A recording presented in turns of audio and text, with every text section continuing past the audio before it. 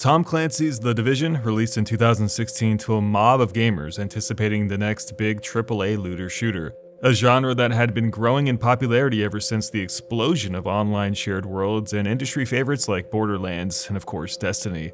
On the surface, these online loot hunting games offer a pretty enticing prospect of chasing down the next big shiny item to make thyself just a little bit more powerful, shooting enemies, taking on quests, progressing to the next tier of difficulty, dungeons or raids, whatever it may be. These are some of the most exciting elements that steer players towards these games.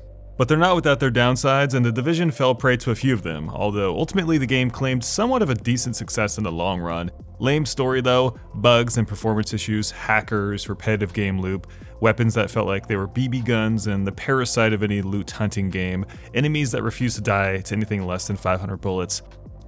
So with The Division 2 about to hit the scene, the industry wonders how much it would improve the groundworks of the first game, patch up rough areas, and most importantly, how much Ubisoft would be willing to explore new concepts for the sequel.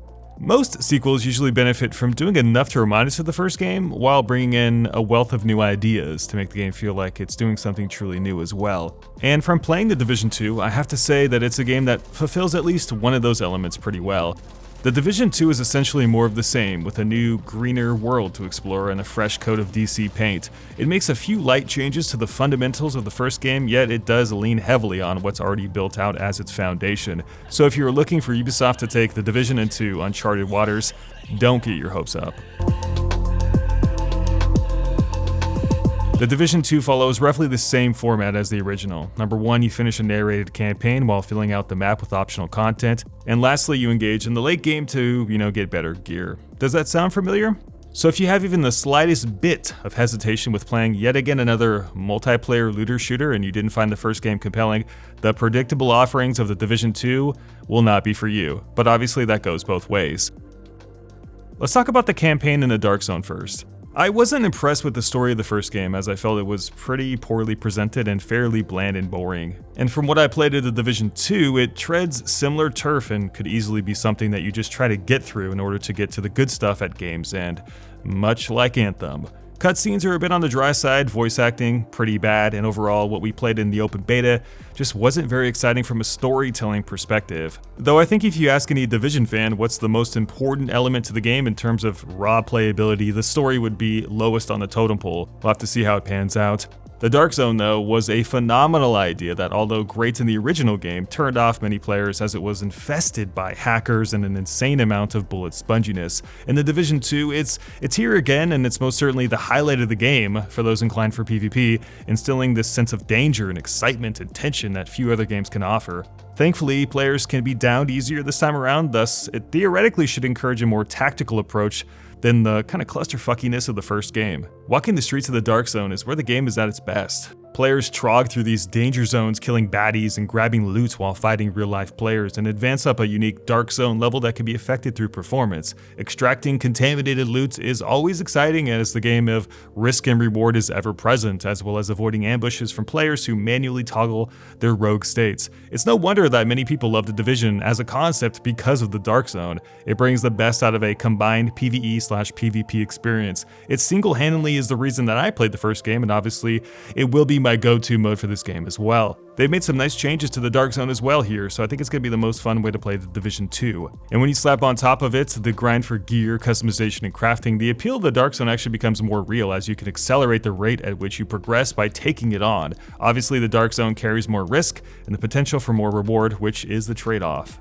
In terms of the new locale, I like it, but I feel like DC is a little bit too green and cheery for a Division game. It can look pretty good as a recreation of a real-life city, but the bleakness from the Division 1's snowy and dark atmosphere is something I felt really drawn to. The Division 2 does have this very overgrown feeling though, with vegetation overhanging buildings and cars, as if you're playing Will Smith's I Am Legend but in DC. These touches paint a picture of a city gone rotten, and it makes sense. Nature has overtaken civilization, and we must trek through a worn-down city to save humanity as the memories of society hide beneath the undergrowth. So while it does make sense thematically, the game is still kind of bright for such a depressing setting. Would have been nice to have like a day-night cycle here depending on when you logged in to compensate for this. Now, when traveling around the game, you can pull up that old familiar Ubisoft-style open-world map, which will give you the usual assortment of arrows and indicators of where to go, and icons as options for content. main missions, dark zone spots, settlement locations, or optional activities. I will say that traversing DC is a lot easier than it was Manhattan in the original Division. As a one-to-one recreation of a real-life city, things are where they should be. Cross streets make sense, road connections make sense, buildings are where they should be. Holistically, it's easy for players to get to where they need to go. Cars, roadblocks, blockades, and small buildings, other doodads too, are littered around the map, often covered in vegetation. They beg you to use them for cover as you wander the streets of DC fighting bad guys. It makes sense that there's random boards, signs, cars, fences, and other objects sitting in the streets. The city's been torn down, so people are fighting to survive, and resources are taken directly from the city and refashioned for, well, survival. So the structure of the city as a result feels well realized. It also has plenty of distractions for players, issues to sort out, and people to help save or not. Criminals walk the streets, people are fighting with them, and just about everywhere you go, you'll run into someone doing something. It's not natural all the time, and systematically it's just AI running scripts, but overall I think DC feels pretty alive.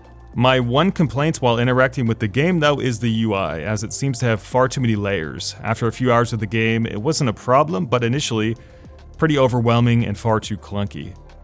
Playing the Division 2 moment to moment is either going to make you excited or bore the shit out of you. It's essentially the same game as the original and carries the same positives, quirks, and downsides. Firstly, and most depressingly, weapons again have a lack of impact, weight, and feedback as they did in the Division 1. This is something I was praying they improved.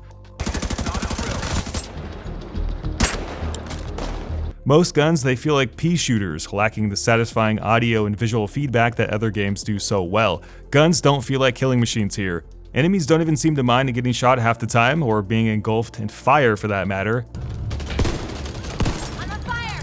I'm on fire! Immediate medical assistance needed. There's no impact whatsoever from the guns, except maybe the sniper rifles. These guns need to sound powerful and feel strong, and they just don't here. Thankfully, there's a good amount of recoil to the guns, but that doesn't really save the overall gunplay experience from being anything other than satisfactory. Artificial intelligence 2 is reminiscent of the first game again, bringing back the same positives and cons. Enemies do a good job trying to move and flank the player, often coming from a variety of angles, but at the same time, they often reload while standing, leave their cover without any reason and charge the player, or stand up and shoot while near death. Combining the blasé gunplay with the hot and cold AI makes for me personally a somewhat meh experience. Other things like cover and animation are also pretty mixed. Cover seems to be improved, although yet I get caught on terrain often when switching from object to object. Character animations are also pretty clunky, not very fluid as well, and can be best described as sluggish or gimpy. Did it always feel this stiff in the Division?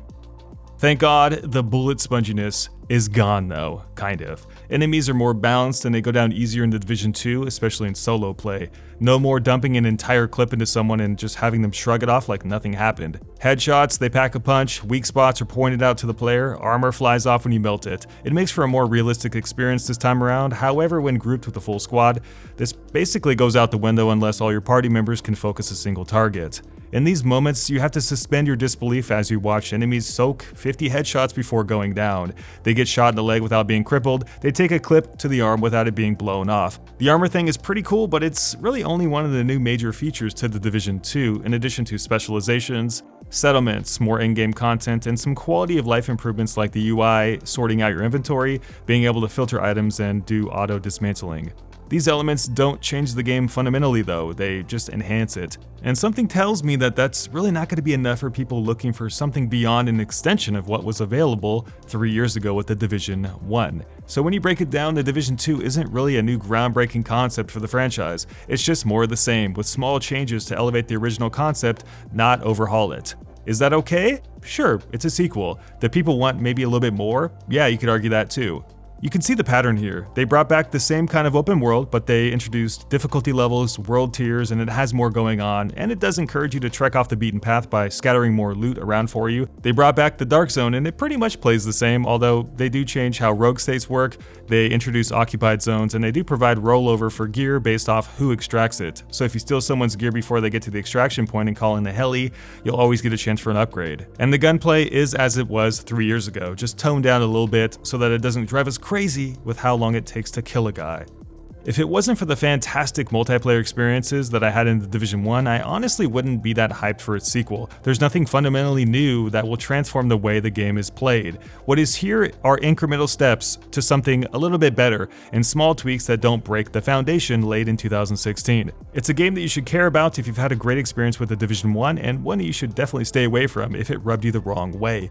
So wrapping it up, I wasn't thrilled with the open beta for The Division 2. I felt like the grind of going through the motions again and again and again was rather boring, although I love my time in the Dark Zone. Trekking through DC is fun for a while, but I'm just not sure plugging in 100 hours into this game is going to be anything else than just okay.